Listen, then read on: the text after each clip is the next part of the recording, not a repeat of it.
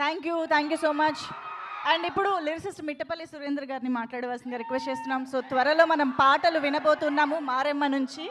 So thank you. Hi, నమస్తే.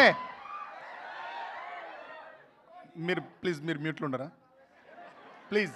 Request అన్న మీరు ఒకసారి హాయ్ చెప్పరా అన్న. హాయ్. మీరే గట్టి అక్కడి నుంచి ఇక్కడ దాకా ఈ రో కంప్లీట్గా సౌండ్ చేయట్లే. హలో అన్నా. Thank you. ఈ సినిమాలో నాకు పాటలు రాసే అవకాశాన్ని కల్పించినందుకు నిర్మాత మయూర్ రెడ్డి గారికి, ఓకే, ఈ సినిమాకి నన్ను పాట రాయమని నా ఫ్రెండ్ ఒక ఆయన ఈయనతో రాయించమని సజెస్ట్ చేసిరు నాగరాజు గారికి. నాగరాజు అన్న ఒక పాట రాయాలి రండి అని పిలిచిండు.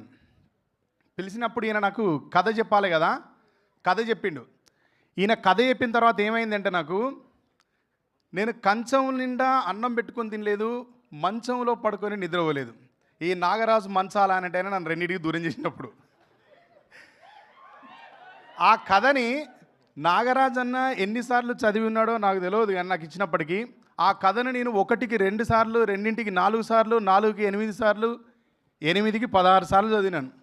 చదివి అన్న నాకు సందర్భాలు చెప్తే సందర్భాలన్నింటినీ బాగా ఆలోచించి మనం కవిత్వంకి పోయి ఎక్కడో మా పైత్యాన్ని ఉపయోగించి రాసే కంటే ఆయన రాసుకున్న కథలోనే చాలా మంచి మంచి మాటల్ని రాసిండు నాగరాజన్న. రండి, నాగరాజన్న దాంట్లో చాలా మంచి మంచి మాటలు రాసిండు. ఆ మాటలనే, ఆ కథలో ఉన్న మాటల్ని, నన్ను బాగా ప్రభావితం చేసిన మాటల్ని పల్లవికి ప్రారంభ పదాలుగా తీసుకొని పల్లవులు రాసిన ఈ సినిమాకి 4 పాటలు రాసినాను. ఆ 4 పాటలు కూడా ఈయన కథలో రాసిన మాటల ఆధారంగానే రాయడం జరిగింది. మాటలే అంత బాగుంటాయి, పాటలు ఎట్లా ఉన్నాయనే రిలీజ్ అయిన తర్వాత మీరు చెప్పండి. నన్ను నమ్మి నాకు 4 పాటలు ఈ సినిమాలో చాలా బరువైన, సందేశాత్మకమైన, కథని చెప్పగలిగిన పాటల్ని నాకు ఇచ్చి రాయించినందుకు ధన్యవాదాలు నాగరాజు అన్న. అంతే ఓపికగా ఎటైనా పోతే తప్పన మళ్ళీ వచ్చి రాయలేమని అన్న. ప్రశాంత్ అన్న, థ్యాంక్ యూ. ప్రశాంత్ అన్న చాలా క్లాస్ మ్యూజిక్ కంపోజర్. ఈ అన్న గురించి ఎవరికి తెలియదు. ఈ అన్న ఏఆర్ రెహమాన్ గారి స్టూడెంట్. ఏఆర్ రెహమాన్ గారి దగ్గర నేర్చుకొని ఇక్కడికి వచ్చిండు.